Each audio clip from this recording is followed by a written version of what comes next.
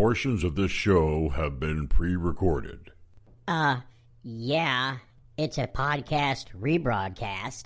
All of it is pre-recorded. You big dummy. Stand by to receive our transmission. Well, I have no idea how I'm going to squeeze everything I've got to talk about into just 2 hours on the show today. Well, it's even less than that. With commercials and breaks and going to the bathroom and keeping people from coming into the station to throw me off. All that factored in, I have less than 2 hours to talk about stuff. And then plus the time that Alan and I just get sidetracked and start talking about other things that we shouldn't be talking about. Us? Sidetracked? What'd you say? The only track I'm on is the sidetrack. Sometimes the best track to be on is the sidetrack. But I do have a lot to throw into the show today. I've kind of compacted all together, and I don't want to condense it and compact it down so much to where I sound like a sound file that's been compacted where it just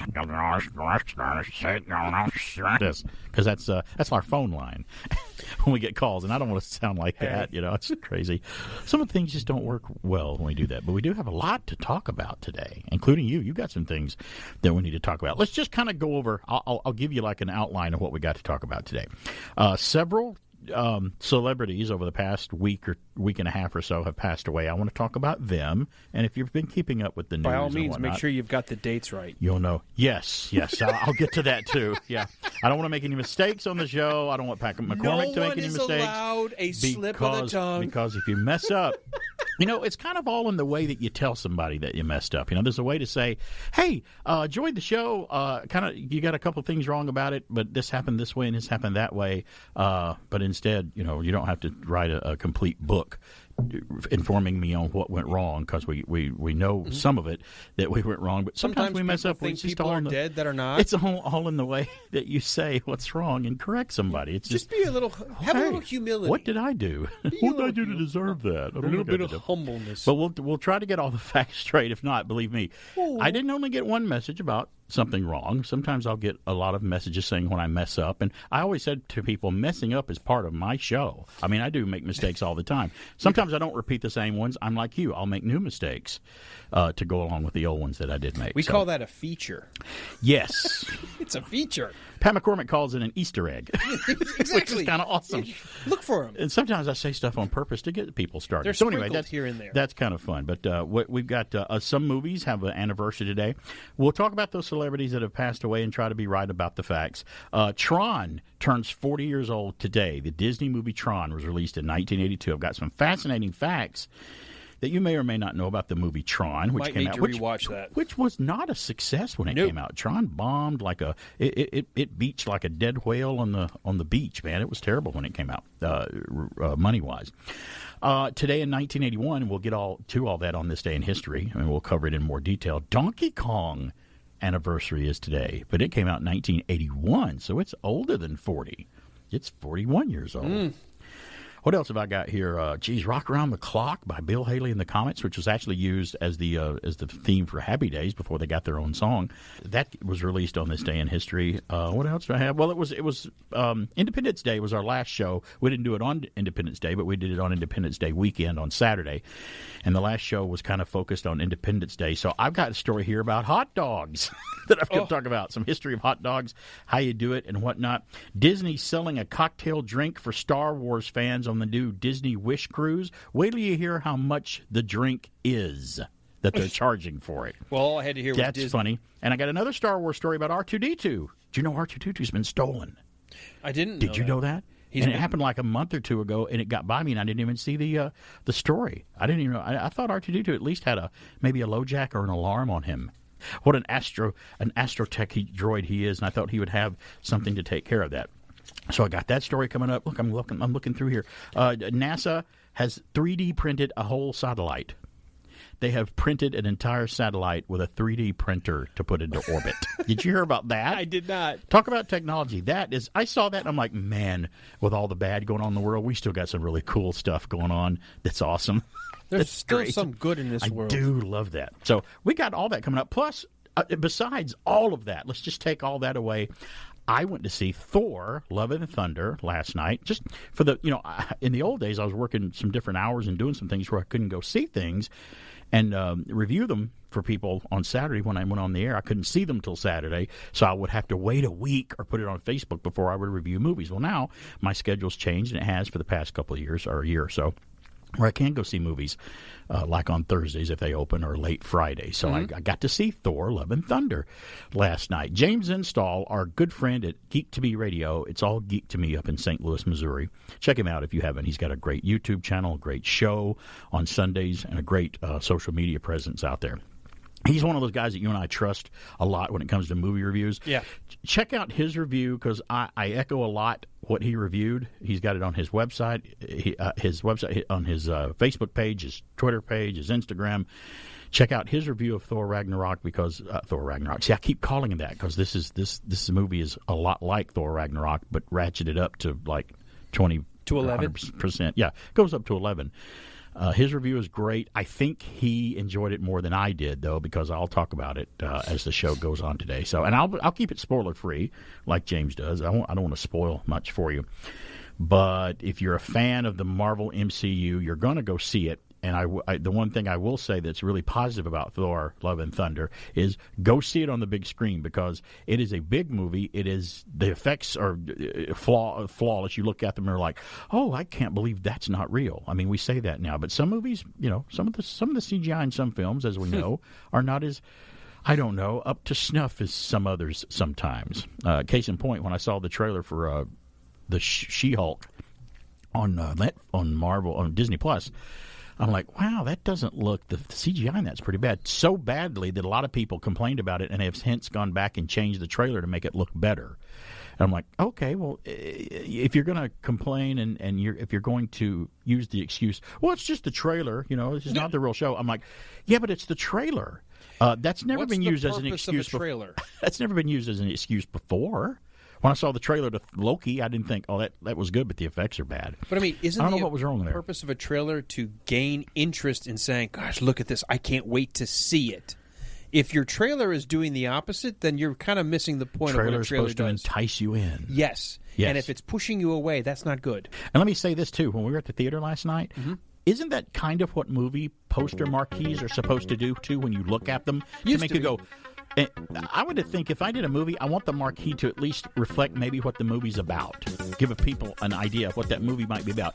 Movie posters now, when I look at them, sometimes there'll just be an image on there of something, and it'll be the title of the movie, and then it'll have the credits. And I'm like, what is that about? I don't even know what that is. Too often, they've all decided to go to that same montage of a bunch of heads with blue on one side and gold on the other, and that's the shading, and that's the title. Someone did a marketing study that said that's appealing, right. And that will get people to look at it, and so make all your posters look the same. And the title of the film, sometimes I'm like, even by the title, I can't tell what your movie's about. So, but I'll tell you what Thor: Love and Thunder is about, along with a lot of others when we come back. It's BK on the air.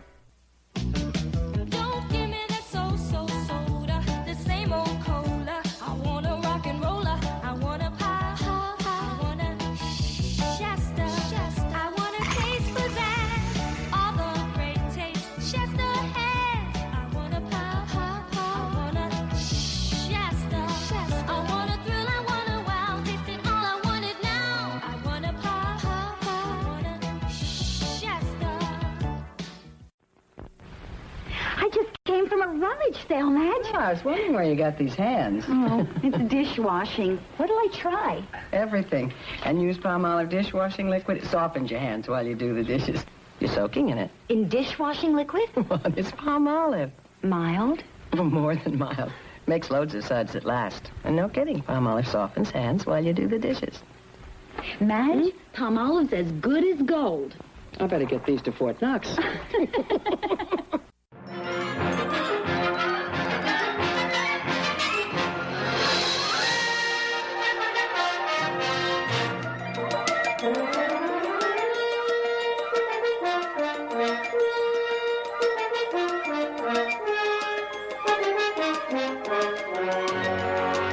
Classic TV fans, on January 9th, 2020, a new star on the Hollywood Walk of Fame was presented. As a huge fan, I'm happy to report that it went to a classic television icon. Specifically, the boy wonder, Robin himself, Burt Ward. In a fitting, nostalgic touch, Burt's star is located right next to his lifelong Friends star, the late, great Adam West. Chosen out of more than 1,100 other actors for the role of Robin, Burt is responsible for the many nuances that helped to define the TV character. For example, hopping into the Batmobile instead of using the door and pounding his fist into his palm with one of his hundreds of holy something or other quotes. Some of the celebrity attendees that day included Kathy Garver, Robert Carradine, and one of the Catwoman actresses herself, Lee Merriweather. But it's also Burt Ward's work outside of show business that is a huge part of the real hero that he's loved for today. Alongside his wife Tracy, the couple's Gentle Giants rescue and adoption organization has helped to save and find homes for over 15,500 dogs. Their specialized care and feeding techniques are available online along with their Gentle Giants brand dog food, which you can also find in stores nationwide. So let's all wish a holy Hollywood Walk of Fame congratulations to Burt Ward, and be sure to check out GentleGiants.com.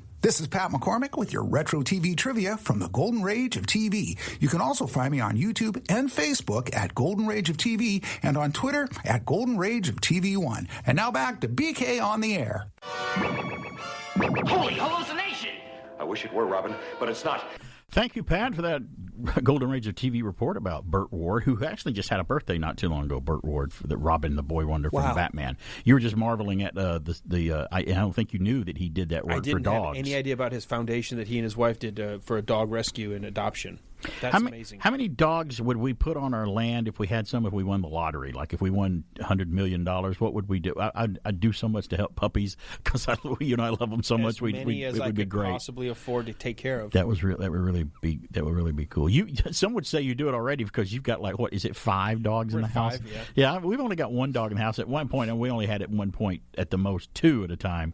But yeah, I could imagine 5 dogs, but Mrs. BK probably could not imagine 5. Every time people hear that, they go, "That's a lot of dogs."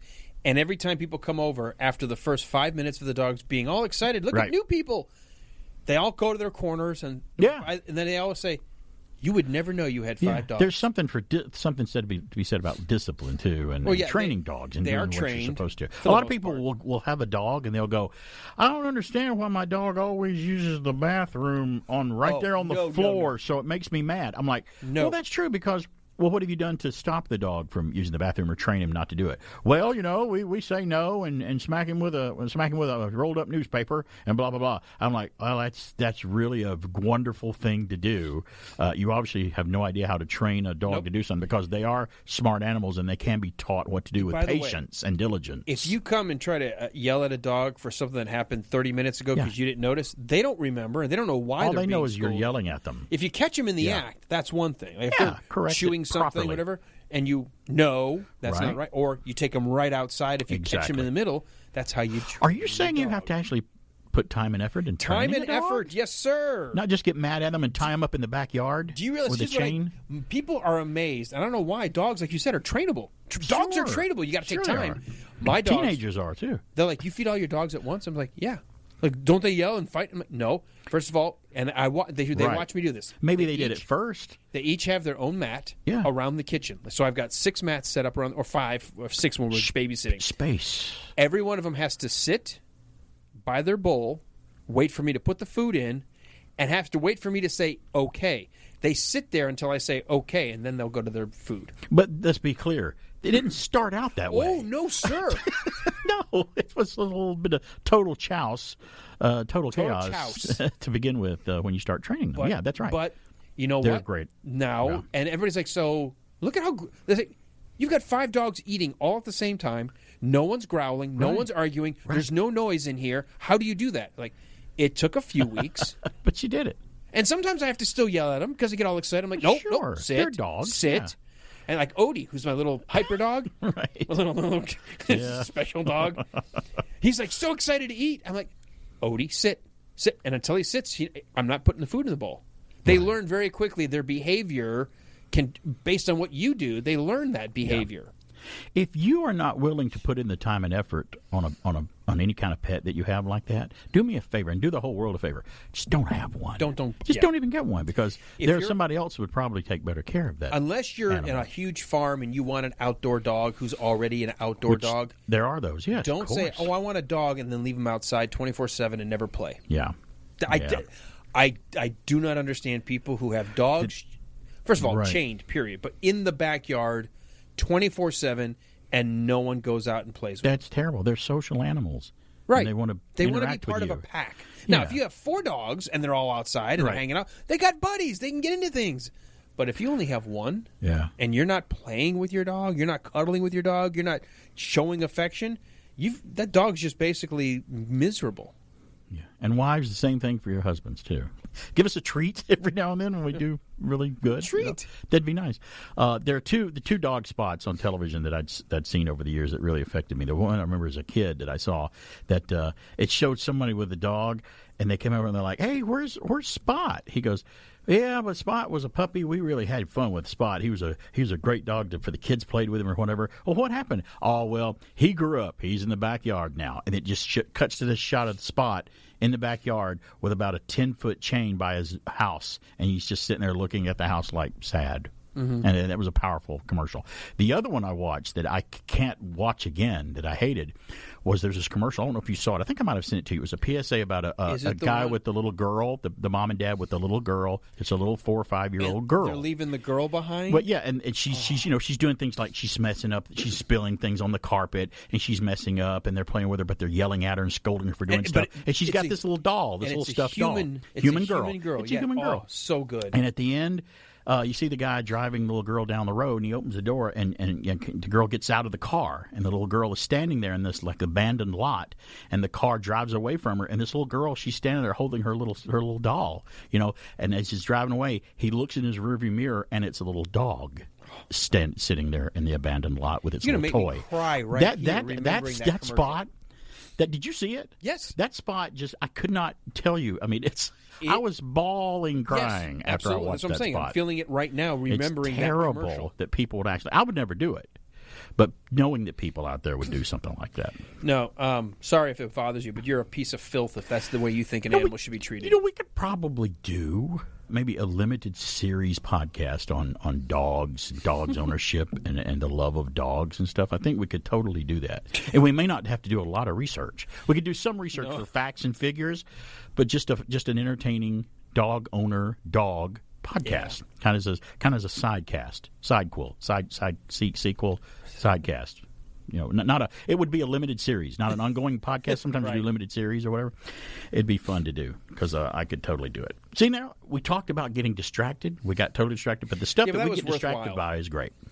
I love getting distracted by. It's all because of Burt Ward. He rescued 15,500 plus dogs. That's amazing. A lot of celebrities have animals and dogs as their pet project, as they call it. Betty White was known for that. Burt Ward is known for that. I don't know if you remember the girl that was in the later episodes of Lassie, but she also provided the voice for a long time for Lucy on Peanuts. Her name is Pamela Ferdin. Okay. And you'd know her if I showed you a picture of her because she's been in all kinds of TV shows and stuff. You're like, oh, I know her. She was in an episode of The Brady Bunch. She was in Space Academy. She's been in a lot of 70s stuff, and she's very popular. She was a retired actress. Her and there's a dog commercial on TV right here in the studio.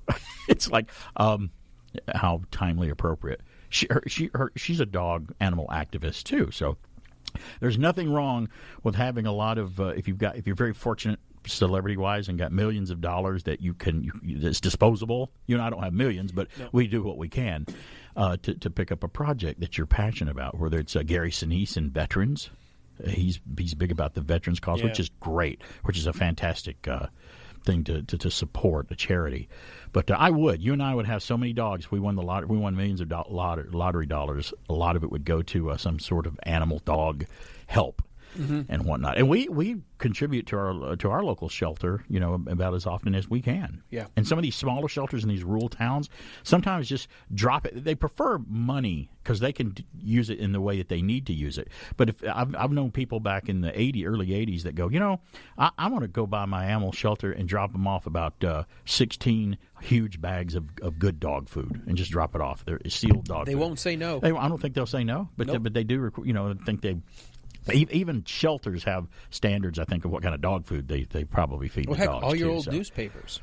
Yeah, something like that. Just Anything that can help. Or something else that's valuable that you might could help Old out blankets. with. Your Just time. Time. They take volunteers.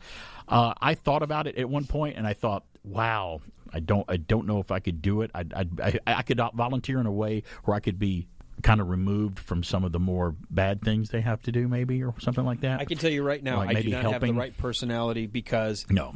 if I knew, okay, we've tried this dog, we've tried for, we can't keep it anymore. You'd wind up wanting to take I'm every like, one well, of then them he's home. coming home with me.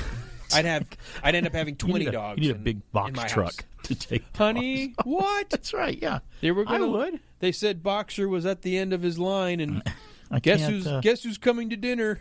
That was an exact ending of a Honeymooners episode with Jackie Gleason. I think it was called A Dog's Life. I better get the facts straight. I'm going to get corrected. Get it A right. Dog's Life. The Honeymooners. Alice adopted a dog. And Ralph doesn't like dogs. He doesn't want a dog there. It just means he's got to walk him at night. Who's got to take him out before 10 minutes before you got to go to bed? Me. I'll have to take him out. Well, Ralph winds up taking him back to the pound. Alice hates it. She's like, "How can you take the dog back?" And Ralph is there giving him back to the guy. And he's like, "Now he's going to find a good home, right? Don't look at me that way, little buddy. He'll find a home. He'll find a home, right?" Talking to the guy. He goes, "Well, I hope so." He's like, "What do you mean you hope so?" He's like, "What happens if he doesn't?" He goes, "No, he'll have to be destroyed." And he walks away with him, and Ralph's like, "Destroyed? Wait a minute!" Yelling in his Jackie Gleason way, goes back and gets him. And then before he leaves with 6 others to take home. He's like, "They're all near their limit. We got to take them all home." That's what we do, right? It's dogs. Yep. I love them. And now, these messages.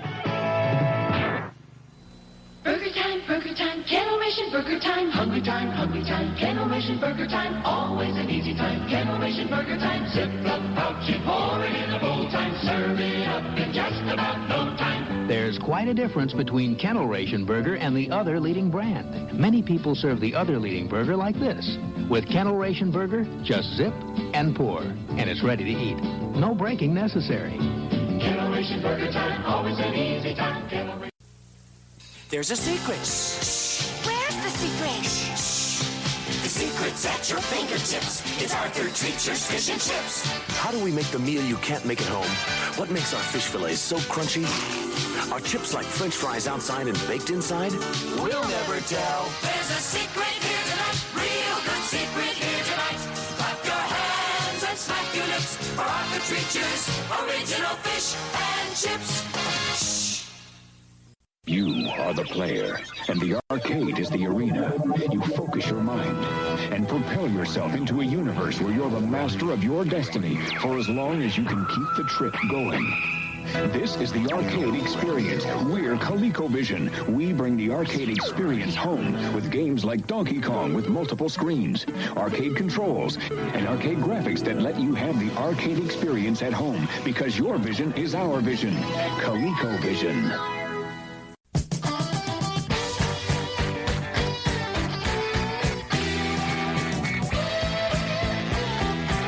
Man, you got me talking about dogs here.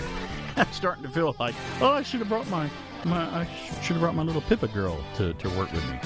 Bring your dog to the radio station day. We should do that. She would probably be all right. She gets excited. You know when she gets excited? When she sees other people or other dogs. My dog will start losing it and going, because she wants to go to you and let you pet her. She wants to go to that other dog and try them out. That's why it's hard for us to take her out in public. We'll go to a park by ourselves with her harness on and walk her. But if she sees any other life form, it's like, oh my God, there's another life form. Yep. Well, like you mentioned before, great, they're very social. She is very social.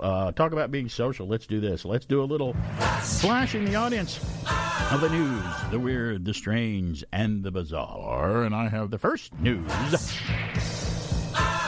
Of course, from UPI. The superhero costume worn by George Clooney in 1997's Batman and Robin is up for auction, and it comes with a hyper-realistic Clooney mannequin. No. Okay. Hi, Freeze. I'm Batman. I don't know Why? what... You bought the costume to put on the doll? I don't know what hyper-realistic means, though. I mean, that could mean a great many things, and I don't know what that means. Heritage Auctions said the bat suit, made famous by the Joel Schumacher film and infamous for the exaggerated nipples featured on the body armor, that's right, will be sold as part of its Hollywood Entertainment signature auction scheduled for July 22nd and 23rd. So it's It's coming up, so look out in case you want this Batman costume. The listing states the suit has been assembled on a life-size posable mannequin with hyper-realistic George Clooney head with prosthetic-grade false eyes. Okay, I guess if you're a real big George Clooney fan, you'd like it as well. So cuddle with it. Yeah, it's pretty nice. I sleep with Batman every night. With the costume on or off? Well, depends. Quote, costume pieces include hero signature cowl, full-length superhero cape with 2 cape clips, muscle tunic, and signature Batman icon on the chest, muscled tights, peaked and finned gauntlet gloves, and knee-high character boots, unquote, the listing states. Yes, including nipples and all. So... yeah, so there you go. That's not for a collector. I guess it would be all right. You could get.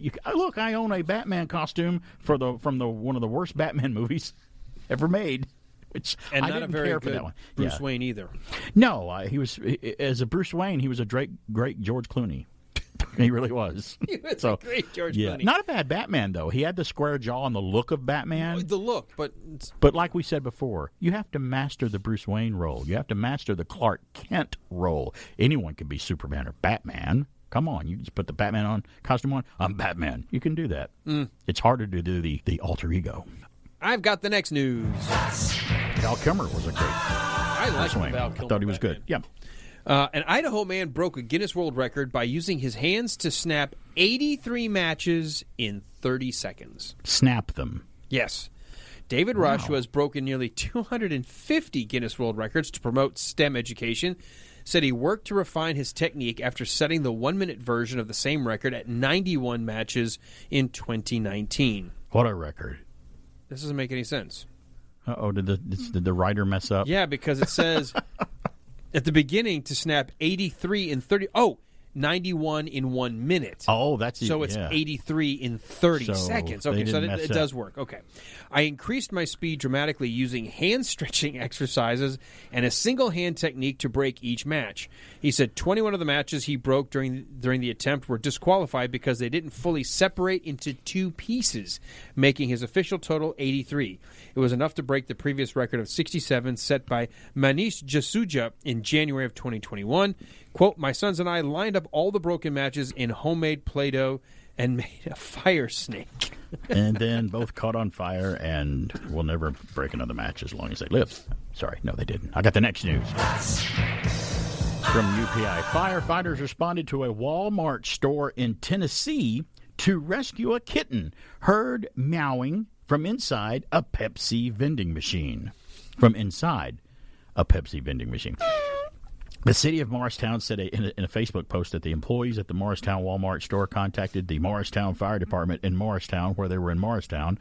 When they, how many times are they going to put, okay, I know it's in Morristown, when they heard the kitten crying from inside the Pepsi vending machine. The firefighters were able to find another opening in the machine and made visual contact with the feline. The rescuers were able to coax the cat to safety. The post said the kitten was adopted by the employee who originally heard the cat's cry. Well, have you seen the forecast lately in Tennessee and here in the Southeast? It's freaking hot outside. The cat's just trying to get up in there and be a part of the Pepsi generation and cool off a little bit and have a little Pepsi. I like the air conditioning in here. Jeez, it's got to be cool in there, but still, you got to get it out. That's nice they adopted it. Hey, they're tied into the pet stuff we were talking about. That's really nice. Look, I got the last news. The last news flash. Unless you've got another piece of paper. It looks like the last one. It is the last one. A housing association in Belgium broke a Guinness World Record by gathering 433 pairs of people to each eat a single strand of spaghetti at the same time. Oh, I know what that's Lady and the Tramp. Yeah. Upgrade Estate gathered the couples at Flanders Expo in Ghent, and each pair shared a strand of spaghetti and ate their way to the middle until their lips met in an Italian kiss, a tradition popularized by the Disney cartoon Lady and the Tramp. Guinness rules required the strand of spaghetti to not break between the participants until their lips touched, and each strand of spaghetti had to be consumed within 30 seconds. The Housing Association successfully broke the record for most couples eating a single strand of spaghetti simultaneously, with 433 pairs breaking the previous record of 125 couples, which was set in Paris. So I'd say well exceeded 125. That's awesome. Well, some celebrities have passed away in the past week and a half or so, and I want to talk about a couple of them, but I have a little extended version of one of them that I want to talk about maybe when we come back from the break, but we're slowly inching up on another break. James Caan passed away, and that was unexpected because he's still been fairly active in Hollywood and doing some things. And I don't know about you. I'm sure that you are, but I was a big James Caan fan. He was one of those guys where you're like, oh, man, he could play just any kind of guy. He just seems like the normal. He and some actors just seem like, well, they're not acting. They're just so natural in what they're doing. You know, I could sit down and have a beer with him and hang out with him and whatnot. And James Caan, to me, seemed like that kind of actor. And I'll give mine, too, but I'll let you go first. Any James Caan performances that stand out in your mind that you thought were great? Without a doubt, I mean, there's a lot of them. Oh, of course, yeah. I mean, that's Sonny. You can't right. Can't mention his career. That's what put him really on the map, honestly. It did, yes. One of the movies that I saw, now I knew it was going to go out of my head, the name of the movie, but they based a series on TV about it. About he was a cop with an alien. Yeah, Alien Nation. Alien Nation. Great. Yeah, one of my favorite performances by him. I enjoyed that movie. It was great. Thought it didn't get the I know, sci-fi, and a lot of times it's immediately dismissed. Well, it was good enough to have a show made out of it. But to have a buddy cop movie set in a unique way like that, I thought that was really good. Where your buddy cop is from another planet. And then you've got to have the Kathy Bates performance where he is the writer. Paul Sheldon, Misery. Yeah, and he's stuck in that room, and just the angst on his face when he realizes what she's about to do to him. Oh, yeah. So, those are my top three, I would say. That is probably the same ones that I would mention, but I would throw in there along with it. My first movie that I ever saw James Caan in was a sci-fi movie in the 70s called Rollerball. I don't know if you remember Rollerball. Yeah. But it was about that roller derby it's type like roller futuristic. derby, but James Caan is in it. Mad Max style. And it's found out that they throw the games sometimes, and they're very dishonest about it because it's this horrible governmental controlled government in the future. That's what the public is preoccupied with, is that, and that's how they keep the people in control. And he's asked to do some things, and he won't go along with it. So they decide, we'll just kill him on the ring and in the rink and stuff. So it's I think he's great in it. May not be the best acting job he ever did, but it was one of the first things I saw him in. But Misery for me is probably the best performance I've ever seen him do, and I have a close connection to it because I actually directed Misery on stage as the play, and I had to keep, when we were putting it together, I had to go, please forget James Caan, forget him. This is your own take on this character. I don't want to duplicate that, and it's written a little differently. So we had to move away from it because I didn't want to just have the actor copy James Caan, and I don't think we did. But that's a great thing too, and really an unknown. It's not unknown, but I thought he was great in Elf. That's his dad, and it wasn't a funny role. He was he played it straight and serious. That's so funny. And mean. I kept seeing every headline: the star of Godfather and Elf. And Elf. I'm like, wait a minute. It was. I watched Elf finally this past year for the first time. I think James Caan has a cameo in Mel Brooks' silent movie too, and I'd forgotten all about that too. Does he really? Kind of like Gene Hackman in Bride of Frankenstein, Young Frankenstein. It's just kind of there. Speaking on there, we'll be back with more. Wait! Where are you going? I was going to make espresso. Ask any mermaid you happen to see. What's the best tuna chicken of the sea? Or ask anybody. Our tuna, chicken of the sea. It's hand-filleted, baked twice, and has a mermaid on the label. Well, constant federal inspection assures me chicken of the sea is good quality tuna. We believe in mermaids. Ask any mermaid you happen to see. What's the best tuna chicken of the sea? You've got a Pepsi generation way of tasting life. I can see it in your style, your look, your laugh, your smile. You're tasting life, and you're coming back for more. And each day's a little bit better than it was the day before. You're the Pepsi generation, sharing one great taste for life. Pepsi's got your taste for life. Come on and taste all that life can be. That Pepsi spirit lives in you and me. Come on, come on, come on, come on. You're the Pepsi generation, sharing one great taste for life. Pepsi's got your taste for life. Hey, we're back. back. It's PK on the air here on AM 1450 and 100.3 FM WBHF. And the podcast. You can hear me turn it into a podcast and hear it out there on Anchor, Spotify, YouTube, and SoundCloud. Check out those locations to hear me magically turn it into a podcast, because people they're always able to hear the live show here as we do every Saturday from 10 a.m. till noon. We did mention some people passed away over the past week or so as we've been going along, because I only get to do a show once a week. I don't do it daily. Mm-hmm. So we talked about James Caan before we went to a break. He was a great actor. Another great actor was Tony Sirico, the guy that played Paulie on the Sopranos, another show that I loved. And man, for somebody embodying a role, he did. I mean, even when you see someone out of their role where they're not playing the character anymore, like in interviews, you're like, oh wow, he's still Paulie. Be kind of him. So I know it wasn't exactly him, but that was kind of a surprise too. And Stacy, I yelled I was in another room when I heard about he passing away, and Stacy and I are big Sopranos fans. I said, "Hey, baby, we lost another one. The guy that played Paulie on The Sopranos passed away." She's like, "Well, that's number 3." They joke about it. Comes in 3. So, James Caan, Tony Sirico, but in between them, Larry Storch passed away. A comedic, funny guy, genius. He's one of those people where no matter what he was doing, I could look at Larry Storch's face and just laugh, because he could make some of the funniest faces that you've ever seen. Manuel, I just know we're going to get along real good. We got so much in common. We do? Well, sure, we're both from the South. You're just a little further south than me's all. Yes. I hope you don't mind if I keep staring at your uniform. How in the world did you get all them medals? Well, the green one is for sharpshooting. What's the blue one for? The blue one was given to me by the Vice Presidente of our country for helping him to get the Presidente out of power. How about the yellow one? The yellow one was given to me by the Presidente for helping him to get back into power. Well, they sure are pretty. I haven't noticed many colorful uniforms around here. No, I reckon not. Already one thing I've learned about the Marines. You have more discipline than us, but we dress better. Come on, where's your bunk? Oh, it's right underneath yours here. This is my bunk. This is my locker. And up here... You have a guitar.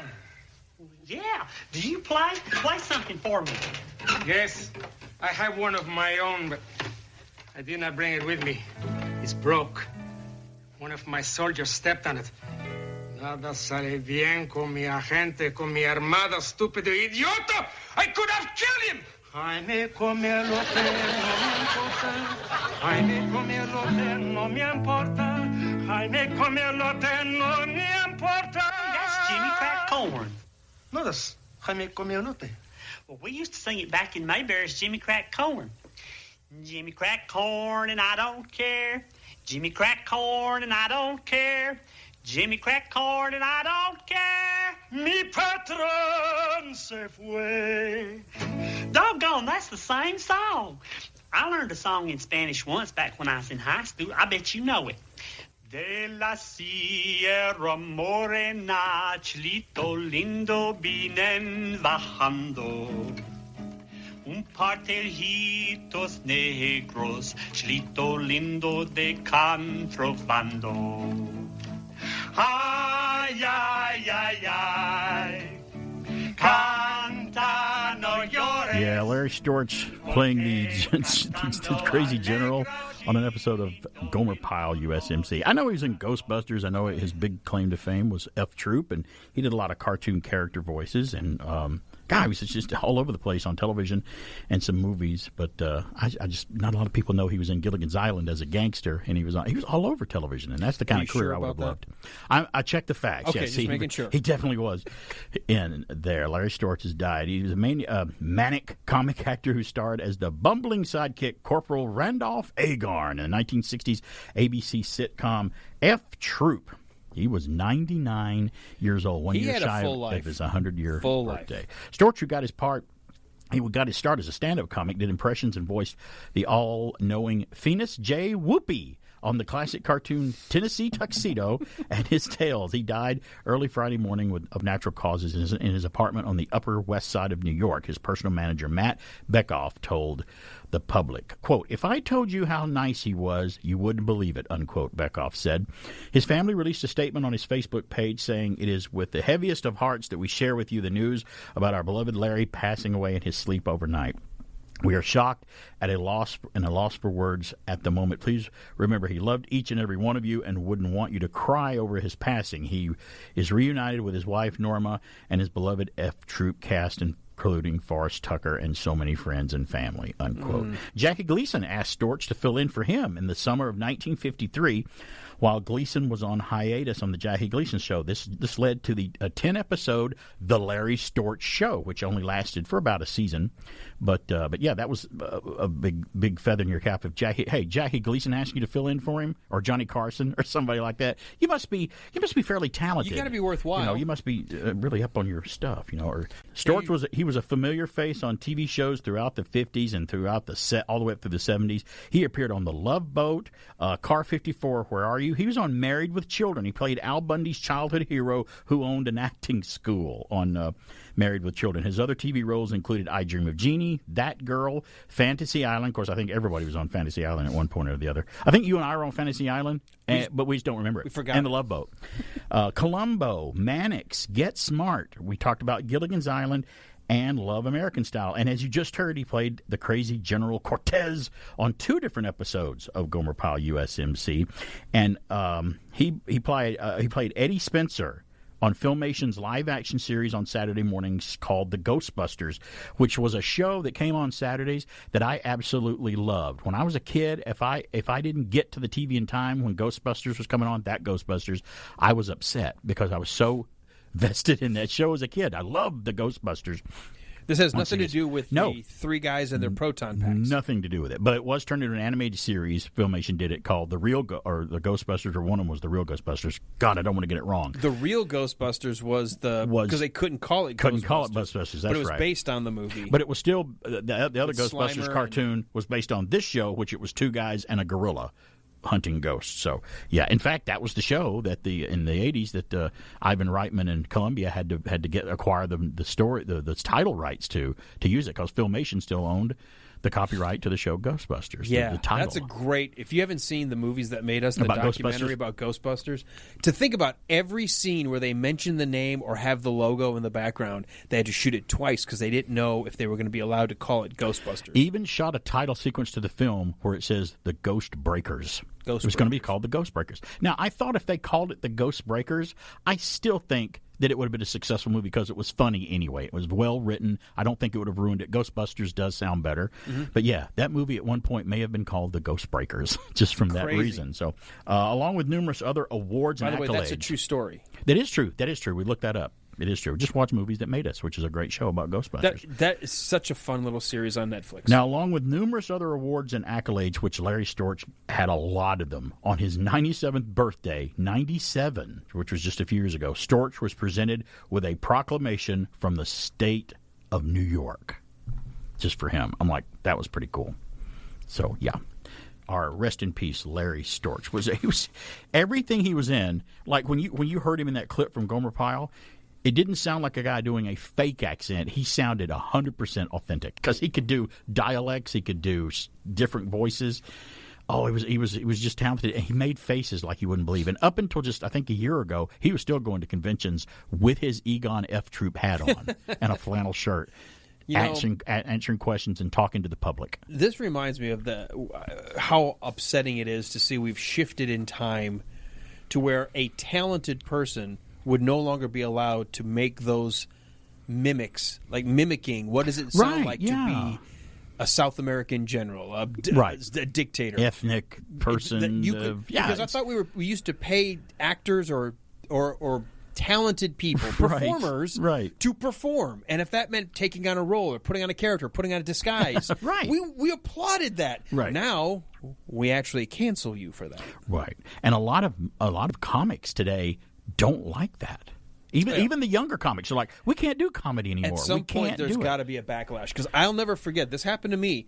because I would do a south of the border accent, and I remember when I was directing Best Christmas Pageant Ever, one of the girls just told me, she goes, "Oh my God, that's so racist."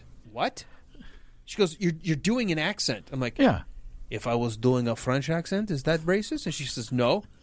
I said, "If I'm talking about going to get some vodka for my friends in Russia, is that a bad?" And she goes, "No." I'm like, "So why is south of the border?" "Well, because you're not the right color." I'm like, "Oh, so French people are all my color? What? Russian people are all my color?" And I realized at that point, this is 10 years ago, we're heading in the wrong direction. Wow. That someone was raised to think that if you're taking on, like if I'm doing a Speedy Gonzalez voice, that could get me canceled today. Arriba, arriba, andale. Wow, yeah. Mel Blanc would not be allowed to do what he does. Right, and I hate if it continues to go the way it is. At least the state of comedy and comedians and comedy. I would hate to go, okay, let's flash forward 20 years or 25 years from now, and let's go see a comedy show and listen to the comedian. What would we hear? I don't know. I mean, would it even be there anymore? Would it be passé? I went to the grocery store today, and boy, was it full. Hey! Well, that's not funny. Not funny. That's not funny. That's not funny. That's not funny at all. Well, it's true, and I hate that. You know, we did a whole podcast, a whole minute-by-minute podcast with Your Wilder Ride on Young Frankenstein and Blazing Saddles, and it was interesting just to get into it and explore that and go, this is just so funny, right? And people just don't get it, and it's terrible. You can't remove yourself, and some people are always looking for something to latch on to. If you're looking to be aggrieved, you will always find something. There's always something to make you mad. That's for sure. I choose to be happy and laugh. I do too, and people don't like me for that sometimes. Don't they get upset at us at our upbeat attitude sometimes? I think they get upset at us. I get angry people. What do you have to be positive about? I don't know. I can usually always find something to be positive about. Yeah. Got my puppies. Nothing like this show is became there. And now, these messages. In the town of Durango, a notice was hung. Breakfast, it said, must not be fun. No fun, no! The shape of the F. Never fear, I bring fun back to breakfast with Kellogg's Corny Snap cereal. The shape of the F. And the taste of sweet, crunchy corn. Bless you, masked turtle. There's fun in your good breakfast with Corny Snap. Look, Chief, a present for your little dog. Not your little dog like lean red meat, lots of other good things. The real thing. That's why it's in a can. No want.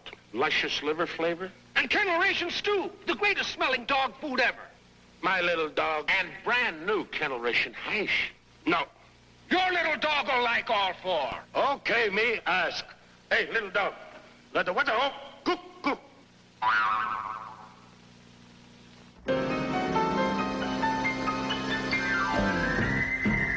We're the Ghostbusters. I'm Spencer. He's Tracy. I'm Kong. We're the Ghostbusters. We're clever, courageous, and strong. Your sleep has been haunted with whispers and rattlings. Your blood has been curdled. We know what to do.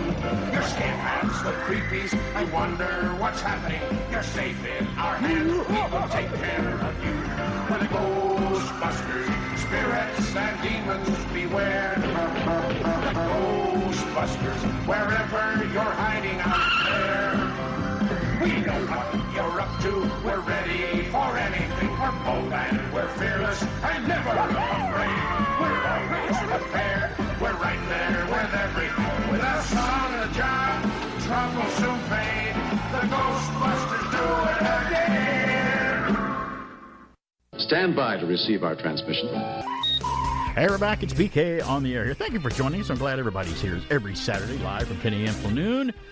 On this day in history, it is July the 9th. Let's get a little bit into what the heck happened years ago. And I kind of put them in chronological order from the oldest to the latest. 1955, on this day in history, July the 9th, Bill Haley and the Comets, Rock Around the Clock, tops the Billboard charts as one of the biggest selling singles ever and was used for the for the first couple of seasons, or maybe the first season, I don't know, I don't want to get it wrong, of Happy Days before Happy Days got their own theme song. And we did a story on how Happy Days got their own theme song just a couple of weeks ago. 1956, on this day in history, July the 9th, Dick Clark's first appearance as host of American Bandstand. You believe it was 1956? He was doing that 10 years before I was even born. 1966. And talk about a youthful guy that just always projected. Just everybody's like, "What's up with Dick Clark, man? He never ages. Does he have a painting of himself sealed in the attic?" Did they call him the world's oldest teenager? They did, yeah. And I thought I loved it when caught it up had to him someone. in the end. Well, it did, yeah, and It does for all of us. He still tried to keep going, and we always later we were like, "Oh, he's the host of New Year's Rockin' Eve every night." That's the one that I kind of always watched in the '80s on New Year's Eve. Today in 1981, we remember it well. I know I do. Alan was a little younger than me. Nintendo released the arcade game Donkey Kong in Japan. I played Donkey Kong, and then it made it to the United States. Well, yeah, I know, but I don't know if you remember 81. How old were you in 81? 10. Okay, that's kind of young. I would go. No, you were young as Leia was in Obi-Wan. I had discovered why Chuck E. Cheese was a magical place to go to for birthday and parties. Showbiz Pizza, those places were fun. Oh, look at all the arcade games! On this day in history, 1982, I know you remember this, Tron was released on this saw day. it in the theater, me and my brother. 40 years ago. I never saw Tron in the same theater. theater that we saw Star Trek II, The Wrath of Khan. In the left alone, early 'cause my mom 80s. would be like, "Oh, we're not seeing this cartoony electronic movie, but I need to do some shopping. You and your brother go see it. I'll be back in 2 hours." Wasn't it great when our parents shuffled us off to the movies and we just went and we were like, okay, Yes. I'll be here Some in the mall. that I'll was be like okay. autonomy. Think about those You felt adventures great, as a didn't you? kid. To be trusted I'm to be by myself or with my brother, and my parents aren't with me. Yeah, here's some money. This is Buy awesome. some popcorn. Pick your seat. Go. I'll be back in 2 hours. Awesome. Another movie was released on this day in 2021. Black Widow from the MCU. Her movie was released on this day back in 2021. Now I'm going to expand a little more on Donkey Kong and Tron a little later on the program, and you'll see why if you keep listening. Birthdays today: Brian Dennehy, American actor. First Blood, FX, the movie Cocoon. He was a great Silverado. actor. Silverado. He passed away, though. I forgot what year he passed away. I didn't put it on here. Today is Bon Scott's birthday from AC/DC, who died in 1980, too. And who took over for Bon as the singer of AC/DC? Oh, my gosh. Why did the name I'm like, just how pop in right the out of my world head? is someone going to take over from Bon Scott? And he did. He did a great job. Okay, that's bugging me. I got to look up right now. It is. Let's see if I can find out who it is before you. Lead singer of AC/DC Before is. you think of it. Is the computer faster than you? It's. I can't think of it. It's going to pop in my head just as No, you. Angus Young is the guitar player. No, he's a guitarist. Right? It's Phil Rudd, Cliff. No. See, it's given their names, but I can't remember his name. Come on. Malcolm Young, Colin Burgess, Rob Bailey. Oh, come on. Who? Bon Scott. Was Why are we having this brain fart? Because we're getting older. Stop it. And it makes me mad. Brian Johnson. Brian. Yeah, there we go. Jeez. Who almost lost his voice because of the way he sings, but then he's a got screamer, it back. yeah. And that latest album, I don't know if you heard it, that dropped about No, I haven't heard it. last summer. Is it a pretty good album? Oh, my God. AC/DC. It's the same basic riff structure, and they're always great. There's one thing I love about AC/DC in Boston. They're like, oh, you got to change with the times. They're like, we'll sing our music the way we want. Thank you very much. And it's usually just sounds very much like they have been. But you expect it from them. You're like, if I buy an AC/DC album, it doesn't sound right. They didn't like really they copy have their much. sound, right? But it's still fresh. It's so hard to explain. I'm an AC/DC fan. It's great. And I know when I buy an AC/DC album, I'm going to get AC/DC. Today is Fred Savage's birthday, American actor, Wonder Years, vice versa. He was the mole in Austin Powers with a big mole on his face. He was the mole, but he had a big mole. I thought that was the joke. And wasn't he in the scrubbed version of Deadpool 2? Yes, I think. And wasn't he was in, because of the... They did the whole thing of like the Princess Bride. Where he's in bed and Deadpool's reading him the story. Yes, telling him, because Peter Falk's reading the story in The Princess Bride. Today is Tom Hanks' birthday. Here's an actor who we saw go from small comedic funny roles into an Academy Award-winning superstar. I mean, I can say I like watch Bosom Tom Hanks. Buddies all the time. We were because I Tom thought it Hanks was fans hysterical. back when no one really knew who he was. You know, Bosom Buddies. I saw him in the Bachelor Party. I thought Peter Scolari was the more interesting character between him and Tom Hanks. I thought there's the guy that looks. He's got the Hollywood look. Right. I think he's the one that's going to be more famous. Turns out it was Tom Hanks. Yeah, Tom Hanks. Again, Tom Hanks standout role for you if you had to pick one. Standout role? Yeah, like something he was really great in. Well, obviously, Saving Private Ryan is the lead, but I think Philadelphia really. Yes, that was surprising. And Forrest Gump. Forrest Gump was a very interesting acting by him, yes. That's how he won, and very few people have done this, but back-to-back Academy Awards for Best Actor. Right. Went from Forrest Gump to Philadelphia, and both of them so different, the characters. I haven't seen Elvis where he plays Colonel Tom Parker in the prosthetic makeup, but Stacy went to see it, and she said it was a very nightmarish yet very talented performance by him as Colonel Tom Parker because of the character Tom Parker was to Elvis. For me, one of his standout roles for me was a later role that I really thought he really shined in was Sully, the Clint Eastwood movie about where he was the pilot of the jet. That was actually a really well directed movie. It was, and he was very good as the pilot Sully. I thought he was very good in that. It's national today. It's always National Something Day, but today is National Dimples Day. Aww. Dimples are often associated with cuter babies and good-looking adults. Well, I don't know about that. Only 20 to 30% of the entire world population has dimples. Although most people possess 2 dimples, a rare few produce only 1 when smiling. Some of us have, they're talking about dimples on your face. Okay, some of us have dimples in other places. They're only talking about face dimples. I misunderstood. Sorry. It's all right. It's okay. Today is National Sugar Cookie Day. I don't think I ever met a sugar cookie I didn't like. Especially if they come from the Girl Scouts or something like that. And they're not called that. The sugar cookie is believed to have originated in the mid-1700s in Nazareth, Pennsylvania. I'm like, that's a long time ago for sugar cookies. German Protestant settlers created a round, crumbly, and buttery cookie that came to be known as the Nazareth cookie, but we wound up calling it the sugar cookie. It's a very simple cookie, but sometimes simplicity is the best for me. A nice vanilla cookie with a sugary, outer crust. Yeah. Do you know what my favorite Girl Scout cookie is? It's the one with just the Girl Scout stamp on it. Just that butter cookie. What's it called? I can't remember what it's called. It's just their basic. I don't know what their regular one cookie. I just know mine is Thin Mints. You like the Thin Mints? See, I'm not big on something a mint in something like Peter Paul's little peppermint patties. I've never been big on minty tasting stuff. I like it when it's in maybe chewing gum or something. Give me Junior Mints at the theater. Nothing wrong with it. Patty. We had our popcorn last night. Thor, Love, and Thunder. Nothing thing beats we did get. Theater popcorn. Became there. We'll be back. One bite of a York peppermint patty, and I get the sensation of standing in the middle of a lake while cool water splashes all over my body. York peppermint patty, get the sensation. When I eat a York peppermint patty, I get the sensation of being in a forest, and the only thing I hear, honey, is the dew dropping off the cool green leaves. York peppermint patty, get the sensation from Peter Paul.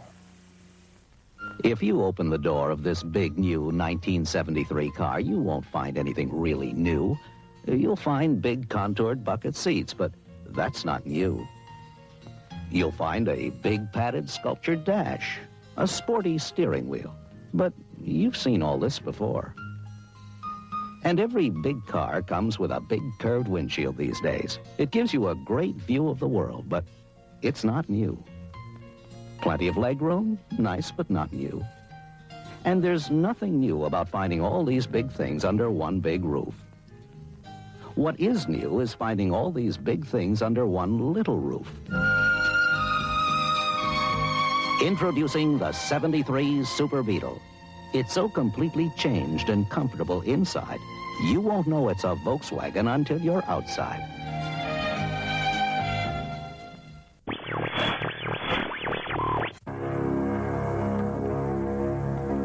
There are over 1 million computer systems in the United States. Inside every one of them is a startling new world. When Kevin Flynn, a computer genius, unlocks the dimension beneath the screen, he becomes a prisoner in a world of his own making. The world of Tron.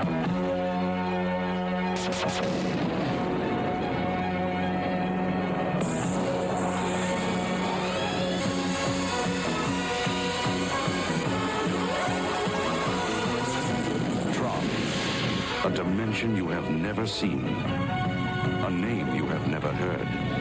A vision you could never imagine. A world of heroes and villains where energy lives and breathes.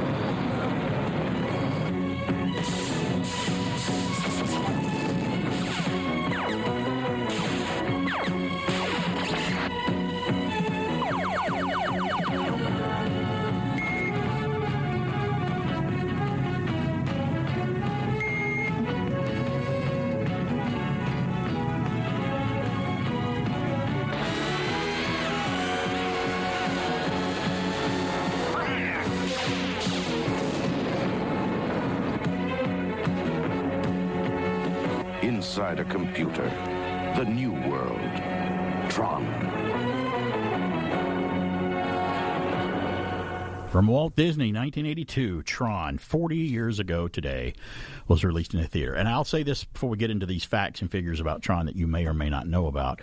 Interesting movie. I did not see it when it came out in the theater. I was seeing other things, and I did see trailers for it. I'm like, what's that about? That looks interesting. And for whatever reason, I didn't get to go see it in a theater.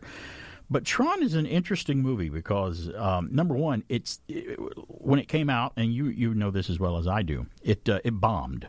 It bombed. It lost Disney money. Disney was just coming off the loss of the Black Hole in 1979, and then they invested money in Tron, and it kind of bombed too. So Disney was going through not a wonderful time there with bombing out in the theater. But hence, Tron has gained cult status and a new respect over the years thanks to home video and whatever releases on the home platform that you could watch it in your home and stuff, and it gained a new level of respect. I also think a lot of people didn't understand Tron back in 82. Just remember, not all of us had a computer that we could hold in our hand or have on our desk or have in our bedroom back in the day.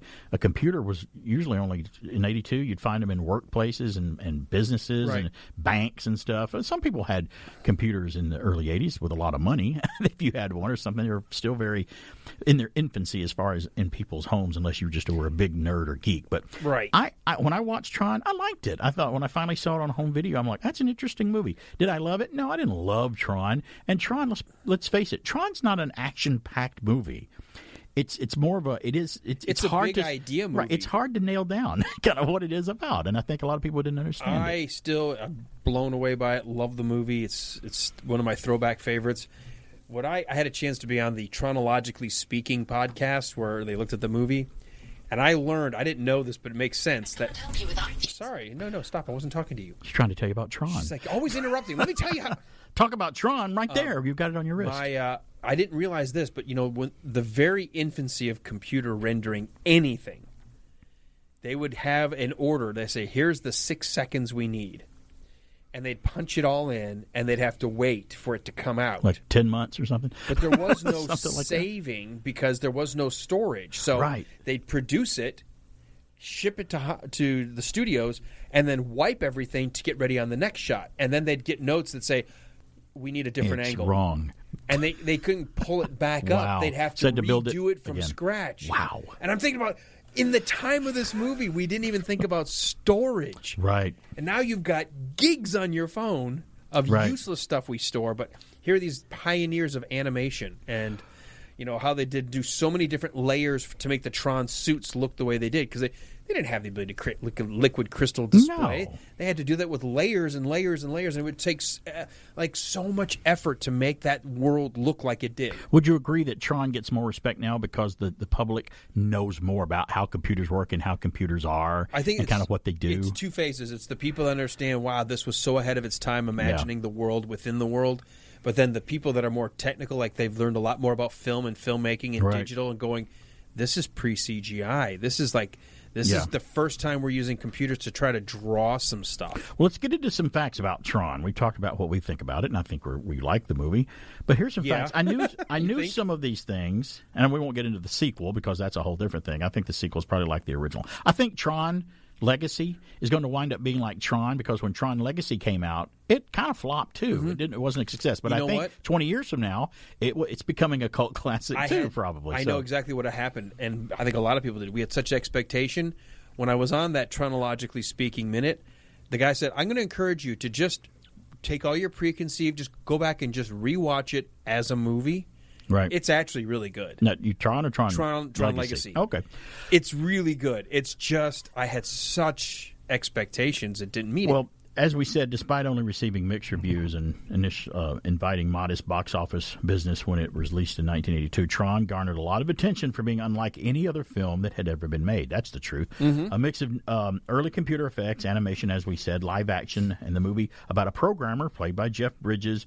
He's sucked into a virtual terrain, developed this movie a cult following, as we said, kind of like The Last Starfighter in a certain way. And here's some facts and trivia notes about Tron that you may or may not know. It was inspired by Pong, the game Pong. In 1976, independent animator Steve Linsberger came across a demonstration reel compiled by MAGI, a computer firm that was at the forefront of experimenting with graphic software to operate optical effects. Linsberger was intrigued by the idea. Traditional cell animation is a time-intensive process, but it wasn't until he saw the early Atari video game Pong that he was convinced a movie set inside of a computer-generated world was viable. Another fact about Tron, it was originally going to be a cartoon at one point. At the time, Linsberger and his co-producer Donald Kushner started working on Tron, which is taken from the word electronic. That's where they get Tron from, electronic.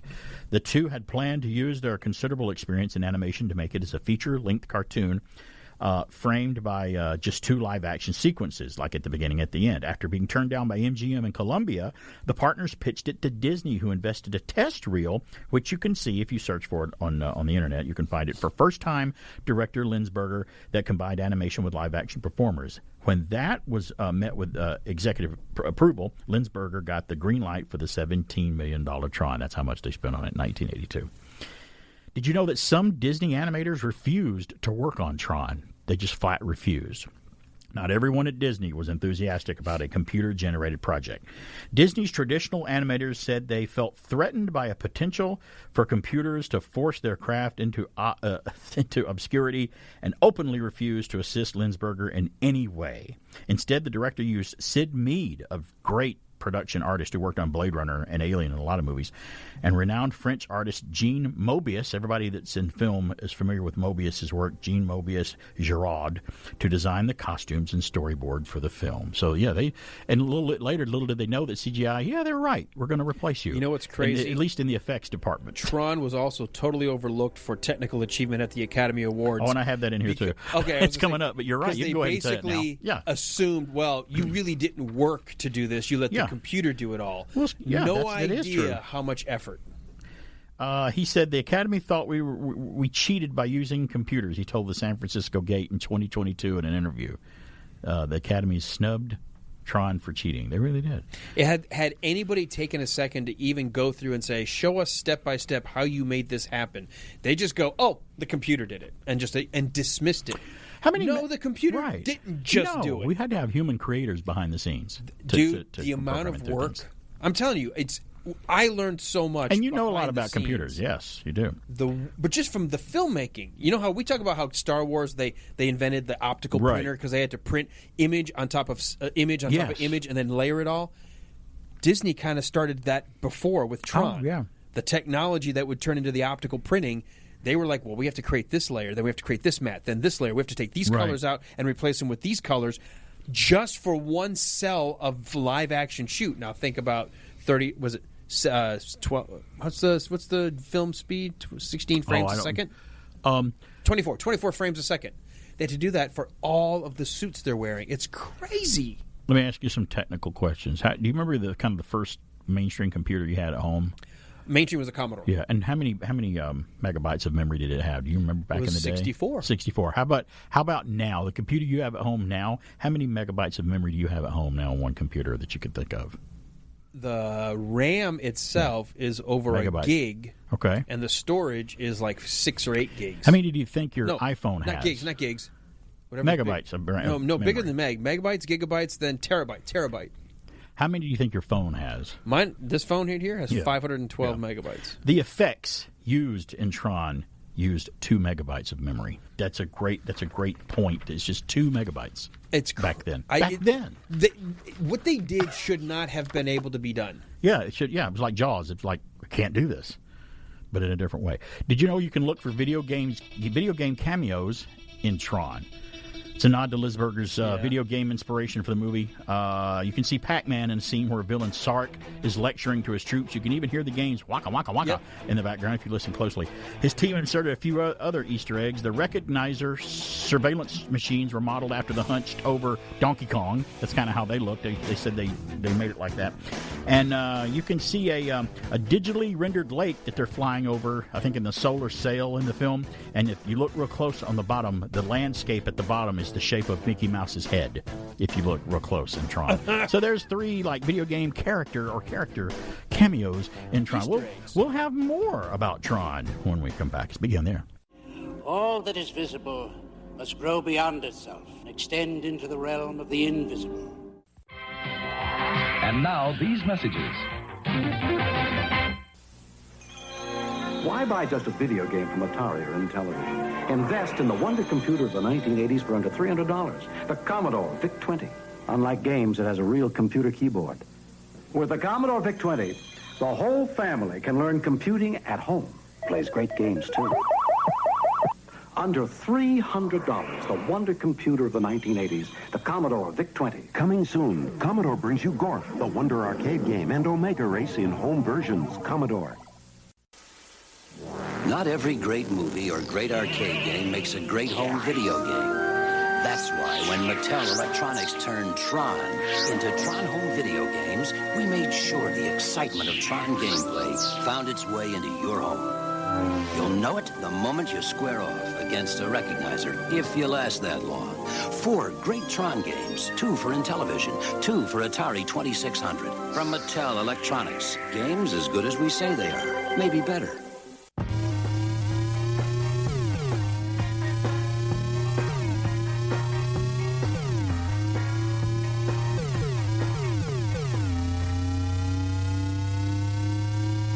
Playing a little Tron here. Hold on. Hey. There we go. We won. Hey, that's right. You made him crash into his own light trail. I did. And I could play in Tron. I could only get, like I said, past I could get to the 3rd level of Tron, and then once I reached the 3rd level after all bets are off. That's the light cycle. I could not take care of the 3 light cycles in level 3 because they boxed me in and got me. I know there might have been a pattern, but I never learned patterns to games. I never could get into that learning. I could watch people play Pac-Man and go, oh, I know the pattern. I can get to 10 million. I'm like, I can't do that. I don't have that brain. I don't either. But once you know that, isn't that cheating? It's like, well, why do you just do it now? Just pressing people around you. Many video games that I've played, my brain has not evolved to be able to see the patterns like that. Tron. I mean, one would say that the game, the stand-up arcade game to Tron, gained more popularity than the movie did because it was a very popular video game because it was tied into a movie about a video game. It was one of those video games that had like 4 games in one. You could choose different parts of the movie to play, and I was horrible at the MCP part, trying to get the disc into the little hole. Oh yeah, to hit that right pot. Now, do you remember the sequel game, Discs of Tron? That came out in the arcade, where you're hopping over the little platforms, throwing the disc at the other player. I actually enjoyed it better and was better at that game, trying to hit the other guy. And then the platforms would start to move up and down. You had to jump on them right, or you'd fall off and die. It was really a 3D-ish game where you had to you could shoot your disc, but you had a controller that could make it go. You could throw it up and down and up and down and left and right. You had to pull the controller up and down to control the altitude of the disc as you threw it too. Tron, we're celebrating the 40th anniversary of Tron that Disney released in 1982. Another fact about Tron, its release date was scheduled out of spite. And I did not know this. Tron was originally scheduled for the Christmas 1982 season, which would have made some intriguing computer game programming with some intriguing counter-programming against the serious dramas studios releases in the time for Oscar consideration, it says. But the plan was scrapped when Disney found out that animator Don Bluth, you're familiar with Don Bluth, he was the main animator that went on to make his own films like The Land Before Time and Anastasia. He animated Dragon's Lair he was a great Ace talent. Don Bluth, who had defected from the company, from Disney in 1979, had publicly chastised it as being stale, was set to release his movie Secret of Nymph. I remember that song, that movie in July of that year. Tron moved up its July 9th release in hopes that it would crush Don Bluth's project. The Secret of NIMH made $14 million. Tron delivered $33 million, but neither was considered a runaway hit. So both of them were like doing things out of and spite. The Secrets of NIMH is amazing. It's a great movie. All of his movies were great. Not exactly for younger kids. No, it's really not. I mean, it's a Don little Bluth heavier stuff. and darker in places. In fact, Don Bluth was that way. I just watched one of those millennials that I like to watch who watches things for the first time. Right. She goes, "No wonder you Gen Xers are unaffected by anything. This is the stuff you were watching as kids." That's right. Like yeah. she was shocked. She's like, "This is creepy." Did you ever see the movie he made, the sci-fi film where they had to flee Earth called Yes. Titan AE? That it was was the a great last movie. thing that the Bluth Studios did. Yeah, it was a great movie. I really saw it. I saw it in a theater, and I thought it was really good. Loved the combination of still cell animation and some 3D Some CGI animation stuff, but it was great. I mean, I What do really they call enjoyed it. What do they call it when it's 3D assist animation, I don't like know, some of the is it spaceships and stuff? rotoscoping or something? I don't know what it's that was just- called. It's But it worked, though. It was tantalizing to look at. Did you know that Playboy wanted to do a tie-in photo spread for Tron? You're like, oh, wait, really? While movie marketing has become a near exact science, boy, don't we know that now, Disney publicists weren't quite sure at the time who the target audience for Tron would be. Computer users? Would they be video game users? Teens? Who? While they were strategizing, Playboy made an offer. They photographed models with circuit boards strategically positioned to preserve their modesty. Oh, my God. Big surprise. Disney declined. Oh, Disney then. Yes. Disney now might be Maybe a little not so open much to it. now. Did you know that Elijah Wood starred in a sequel to Tron, a series? I didn't know this. After the mixed response to the belated Tron Legacy sequel in 2010, Disney decided to continue the franchise in a more financially modest way with Tron Uprising, an animated Oh, the series animated, yeah. for their series Disney I watched XD it. channel. It's actually really good. Elijah Wood voiced Beck, a mechanic thrust into the world of digital stakes, debuting to poor ratings in 2012. The series lasted only one season. Now, I'm reading that from the report. If it's a wrong fact, then it's their fault. Did you know, of course, Tron inspired Pixar? How could it not? Pixar animation specialist John Lasseter from Toy Story was a young storyboard artist at Disney when Tron was in development. After catching a glimpse of the production, he convinced the studio to let him film a 30-second test reel featuring CGI backgrounds. The company liked it, but at the time they were more interested in saving money rather than nourishing a new wave of technology. But Lasseter said he wasn't discouraged. He said, it absolutely blew me away. He said, a quote, "A little door into my mind opened up. I looked at it and I said, this is it. This is the future," unquote. So he had was a big right. hand at Pixar. He was right. I didn't know there was a Tron guy. Tron guy, another fact. Tron guy was banned from seeing the sequel Tron Legacy. Tron mega fan Jay Maynard became an internet meme after photos of his decidedly low-tech, tight-fitting replica costume made headlines back in 2004. When Disney released Tron Legacy in 2010, people were clamoring for his opinion. The problem, he was booted out of the theater. According to Time magazine, Maynard went to a screening in Minnesota but was ushered out when management decided his illuminated wardrobe would be too distracting for other guests. Well, I would have turned it off if I'd went to the theater. That would have been ridiculous. When he finally got a chance to see it, he said the sequel was so good, it nearly drove him to tears. I'm like, well, that's very passionate Tron fan there for you. So, yeah. Did you know that actors in CGI in Tron are never on the screen at the same time? In Tron, the first film. Tron certainly pushed the boundaries of digital filmmaking, as we've been describing, as we've been talking about it today. But this was, at the end of the day, 1982 still, and there were still several limitations on what technology would allow. And in Tron, you never see a CGI effect shot on the screen with a live-action actor at the same time. You can't. In 1982. Couldn't do it back then. But look how far they've come. What was I watching where I saw a creature?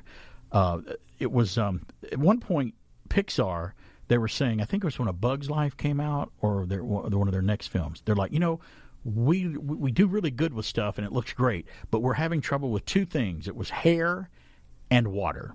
They're like, we can't CGI hair and water just right yet. It still comes off looking CGI fake.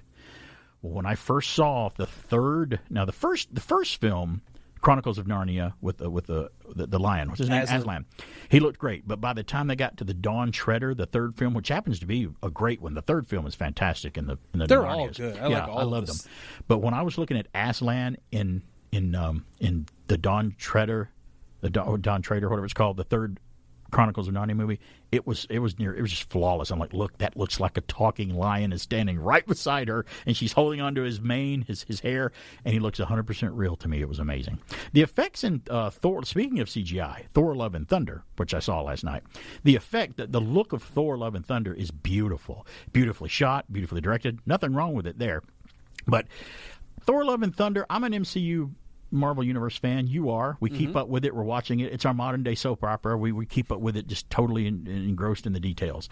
I think that they tried too hard to replicate, even to a bigger degree, Thor Ragnarok, and it comes off failing at that in somewhat. It's still a big movie, and if you're a Marvel fan, go see it because it's a part of the MCU. It's Thor. Natalie Portman's back. Her sidekick, what's her name? Darcy, yeah. She's back. The scientist guy, Skarsgård, he's in it, albeit on a computer screen talking to her. I'm not giving any spoilers away.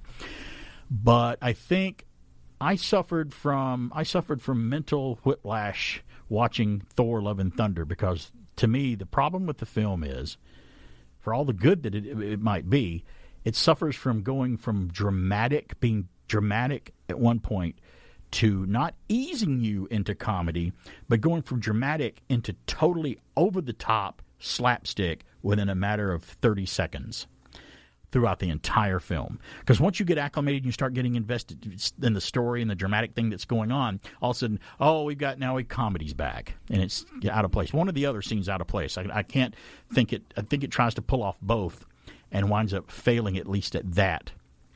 This one does, and it's really. That's what bugged me about it. And I was looking so forward, and this is not a spoiler because we all know who portrays him. I was looking forward to seeing Russell Crowe as Zeus, and I was just really annoyed at his portrayal of Zeus and how they pulled off the Zeus character, because we know Zeus is supposed to be bigger than Odin, Thor's father, these big god creatures, and everybody's like, well, wait, Zeus is this mythology, and Thor. One's Norse and one's Greek. But in the MCU, they all exist. They are just in different realms and different whatever parts of the universe, as they say.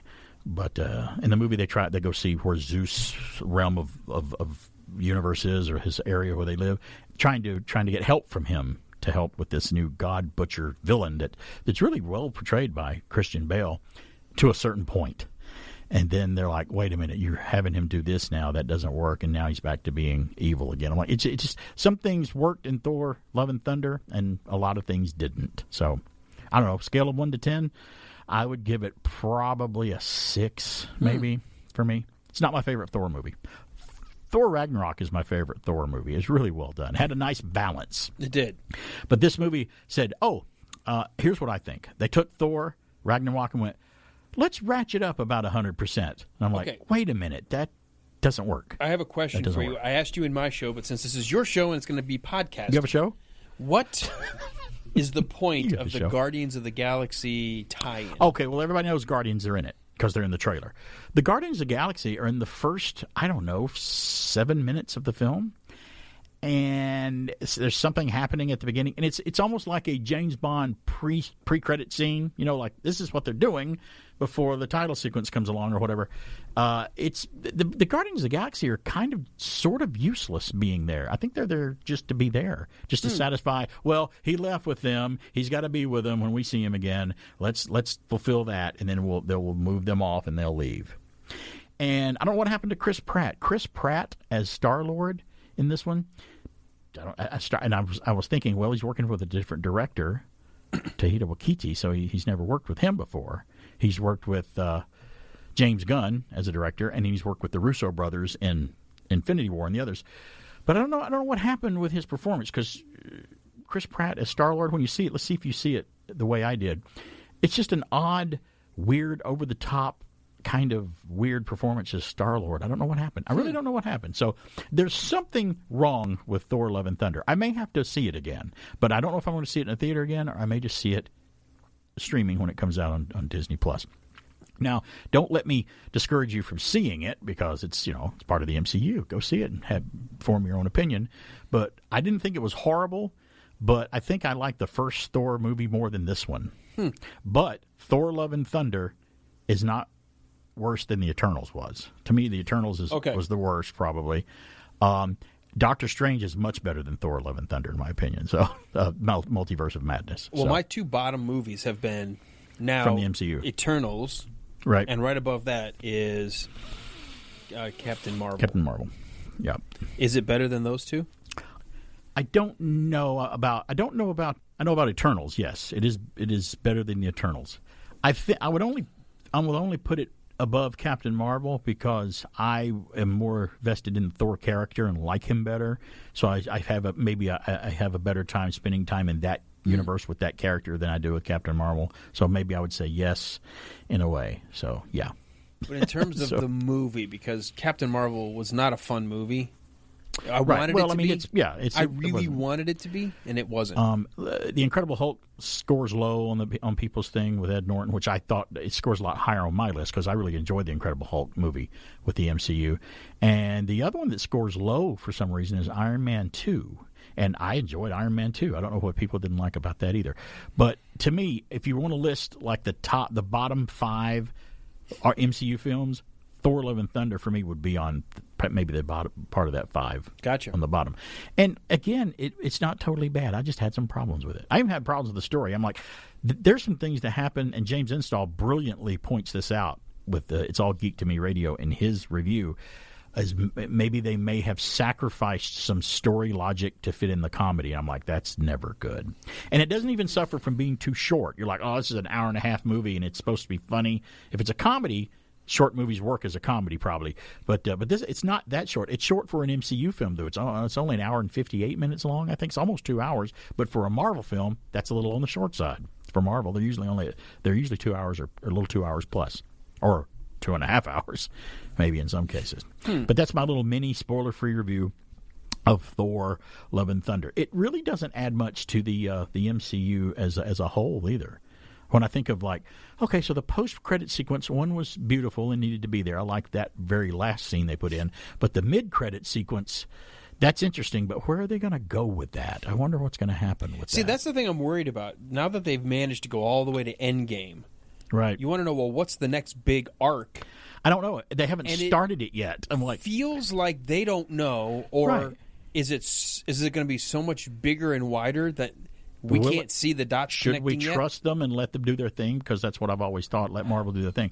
But the end of the Eternals had Kit Harington's character finding the sword to become the Black Knight, probably. And then we saw the end of Doctor Strange having to go with Klee as Charlize Theron we also into the saw other world. Supposedly Thanos' brother.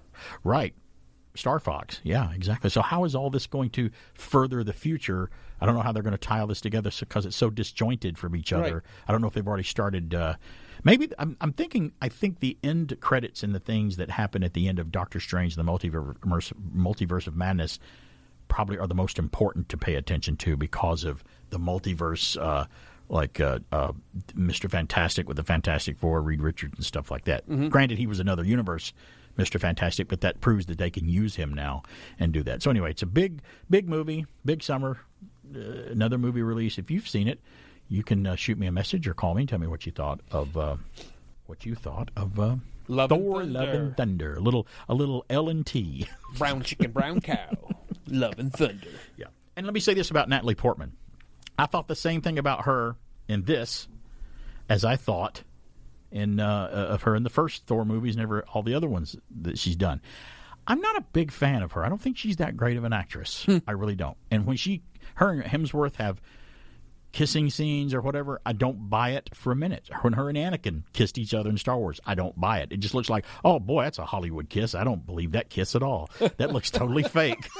Just terrible kiss. You know, some kisses on screen are passionate and some aren't. Hers aren't. I mean, it doesn't look like they care for each other at all. It's like it's pretty forced. And in this movie, she's about the same way, even though she plays a very big pivotal role in this one. From the trailer, you can see she does become a Thor in this film. A Thor. She is called Thor in this film with the hammer. So what is Thor with the axe called then? Well, he's Thor as well. He's Thor as well. That's his name. I'm Thor as well. And what's interesting in this movie, I'm not going to give away a lot, but I'll give away something. Mjolnir, his hammer, and Stormbringer, I think, his big axe hammer. They have personalities. You'll see their personalities come out in this. They're actually things that have personalities, believe it or not. Okay. And that was an interesting twist too. But yeah, Christian Bale's performance is great as the villain, and he's a great actor anyway. Christian's great, and it's funny to see a lot of these DC people run over to Marvel. You know, he's Batman for a while now. He plays the God Butcher in this. It starts out showing how he becomes the God Butcher and what's going on. Very powerful opening to Thor: Love and Thunder. I love the opening. But somebody was it Screen Crush? One of those websites called Screen Crush or something like that did a Marvel movie rating, and they put them in order. And I'm like, wow, did you guys see the movies? How can you put the order was, I've never seen such a skewed, out-of-touch order in my life. Well, what was driving their criteria? I don't know. I couldn't tell. I think they were 13 years old. I think that's who wrote the article. Is probably who did it. The people who wrote the Obi-Wan Kenobi series? Could have been. Okay. Yeah, could have been them. Okay. Let's do a little bit of this. Won't this be cool? I have this. Let's do this. Because you're running up, you're trying to rescue the girl up top. Donkey Kong in the arcade came out in 1981 on this day in history. One of the earliest platform games, Donkey Kong, was released by Nintendo on July the 9th, 1981. The original Donkey Kong arcade game was created by Shigeru Miyamoto and was hoped to appeal more to Americans than Radar Scope, which had tested poorly with audience. It must have tested poorly because I never heard of Radar Scope. Sales of the machine were quick, and the game became one of the best-selling arcade games of the early 80s. It's one of the first arcade games to feature multiple stages at the time of its release. Donkey Kong was the most complex arcade game thanks to its 4 unique stages. As with many video games, the protagonist, in this case, the first appearance of Mario, originally named Mr. Video, then changed to Jumpman, right, had to rescue a damsel in distress, Pauline, originally named Lady, from a giant ape throwing barrels and fireballs. Donkey Kong, all with cute music, of course, playing in the background. Donkey Kong is one of the most recognized video game characters in the world, and while Nintendo of America may not have been convinced it would succeed, it did. The game was so popular on its release in the U.S. and Canada that there were problems fulfilling demand after the initial 2,000 cabinet units sold out, and Japanese manufacturers were too slow sending further units. By October of 1981, that's 41 years ago, Nintendo was selling 4,000 Donkey Kong units a month of those, be it stand-ups or sit-downs, or it's just arcade units, adding to the 60,000 units sold, or $180 million worth within its first year. And in 1981 dollars, that's not too shabby. So in 81. a lot of money. $180 million now is like Dr. Evil. $180 million. That's not a lot today, but it was then. It spawned several sequels in the form of numerous series, and that's not to mention the spin-off Mario franchise. Some of the original versions of the game have been re-released. For example, for the NES version, it was re-released as an unlockable game in Animal Crossing for the GameCube and ported to Nintendo consoles via Wii U, and 3DS in 2013 and 2014. In 1982, a lawsuit brought by Universal Studios alleging Donkey Kong violated their trademark of King Kong ultimately failed and was denied. Hey, wait a minute. You can't make that thing. It reminds everybody of our King Kong character. No, it doesn't. So it didn't go through. In 2017, the Strong National Museum of Play inducted Donkey Kong into its World Video Game Hall of Fame. Today, Donkey Kong is the 5th most popular arcade among game collectors and collections. So, yeah, there was a Donkey Kong legacy. I'm going to have there. to go back and rewatch the Netflix series High Score. Yeah, I remember because that. One of the episodes was about how they got around that lawsuit. Because they're like, here comes for King Hollywood. Kong? And they're saying that we stole their ape. And I forgot what he said. It was like calling it King Kong would be like saying, I forgot how they did some kind of a clever legal trick. And really? Said, okay. They use the word Kong, though. Yeah, it's there. It it's is weird. I mean, it is Kong. Yeah. And Kong is a giant gorilla. Yeah. And here's this gorilla character. How did they skirt around it? I can't remember. I have to go rewatch it. But they did something clever in court and got Hollywood to go, if we lose, something like that. I think something where they convinced them that you're going to lose big, you're going to lose more money. You might as well just go ahead and let us do this. It's going to help your franchise more than it's going to hurt ours. Well, that makes Something sense. Like that. Yeah. And they were like, all right, fine. They maybe dropped that's the what suit. this story means. And it was like a bluff. It was a total bluff. Maybe this story. That's what it means by it. The lawsuit failed. So maybe that's what it was. Yeah. Wow, I didn't know that. I'll I go back and rewatch it for next week. I'll purposely take that on. Are you going to do a follow-up? I will, because I remember saying it was the world's biggest bluff, and they wow. blinked. Hollywood blinked. So they bluffed in the card game. Mm-hmm. Well, please, for goodness sake, get your facts right on it, because we don't want any more trouble. I don't want to get misinformation We don't out want to here. get in trouble with anybody about I don't want wrong Nina facts. Jankowicz to come sing bad show tunes to me. Right. No, please don't do that. So, yeah. So, we'll also talk more about, when we come back with the show next week, we'll talk more maybe about Thor Love and Thunder. We'll see where it stands for the rest of the week, see how it falls on the old box office I've got rake one in and stuff. Interesting fact, if you'd like, for the show. You have a factoid. Okay. The number one rock song on iTunes right now. Can I guess what it is? Go ahead. Is it Kate Bush? No. So her from Stranger Things it's not on the things anymore. It's on the pop chart. It's on the pop chart. Okay. Not on the rock chart. What's on there? Is it because of Thor? No, it's because of Stranger Things. Metallica, Master of Puppets. It's his thrashing on top of the trailer. Number one rock song I didn't know that. on I didn't know it was number one. Yep. Wow. Thanks to Stranger Things. Number 29 overall, but number one on rock. Wow. Thanks to Stranger Things. You know what? Volume 2. Can I say this about his death? I hated that because I really grew to like that guy. I did too, but I also great. loved his arc where he goes, I didn't run away. That's right. That was great. I started crying. And I'm like, Volume 4, probably my favorite season so far. Stranger Things 4. It's great. It's BK on the Air. Thanks, Alan, for being here. We're having fun as always. We'll be back next week. See us on the podcast, BK on the Air. Give it up! Podcast Magazine presents the Hot 50 Countdown. Hi, it's Rob Actis, host of the podcast magazine Hot 50 Countdown.